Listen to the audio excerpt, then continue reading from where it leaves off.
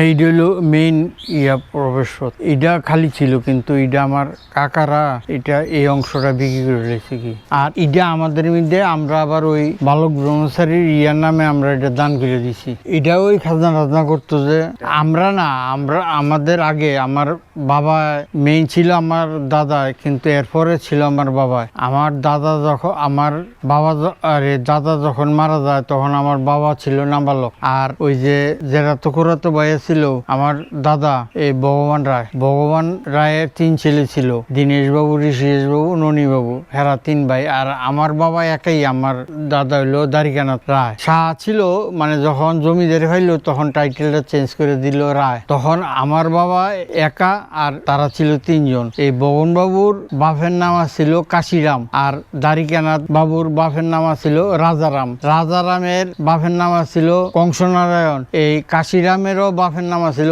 কংসনারায়ণ। এই জন্য দাদার নামে স্কুল দিছে। বাপের নামে হইলে আবার দুজনের 2 বাপ, এই জন্য দাদার নামে স্কুল দিছে কি প্রায় 200 বছর। না, জমিদারি যাওয়ার পর তো আমার দাদার জন্য অনেক, আমার বাবা যখন নাবালক তখনই আমার দাদা মারা গেছে, অনেক ছোট সময় মারা গেছে। কিন্তু আর ভগবান বাবু রায় আছিল যে উনি মারা গেছে অনেক পরে, মানে পূজা টুজার করার মন্দির। আর এটা হইলো আগে যে খাজনা টাজনা করতো এইসব রুমে, আর এটা তো খাজনা টাজনা করতো। এই পোর্শনটা হইলো আমাদের যে ছিল, দাদা ছিল, এরা ছিল 2 ভাই, যারা তো ভাই। এদের দাদার নামে স্কুল করছে, দাদার নামে করছে স্কুল, বাপের নামে না, 2 জনের 2 বাপ।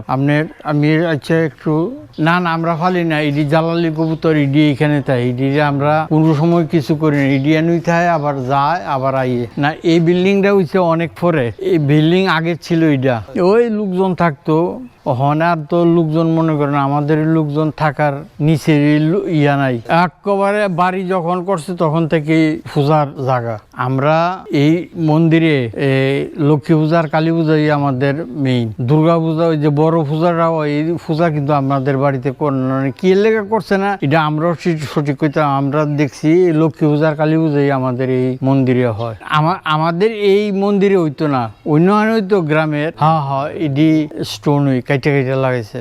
এটা হইতো ফাঁকের, ইটা তখন আত্মীয় স্বজন আসলে ইটার মধ্যে খাওয়া দাওয়া হইতো, 2 পাশে পাকশাক হইতো কি না। আমাদের তো মনে করেন এখানে সামনে ওই যে পুকুর ছিল, পুকুর হয়তো এখন বিক্রি হয়ে গেছে, কিন্তু এই পুকুরের স্নানটা এরপরও পুকুরের স্নান না, আমাদের বেশিরভাগই মানে ছেলে কন মেয়ে কন সবাই নদীতে স্নান করে। নদী তো কাছে, এই নদীতে স্নান করে। পুকুরে এমনি কাজ টাজ করতো, কিন্তু ওই স্নান টান নদীতে করতো। এটা এখানে ফাঁক হইতো, এখানে একটা, হেদিক আছে একটা, এটা ফাঁক হইতো না। বাবুর্চিদের তো আলাদা গড়া ছিল। এটা পিছনের গেট, আর সামনের গেট এটা দিয়া অনেক সময় বাইরে যাইতো।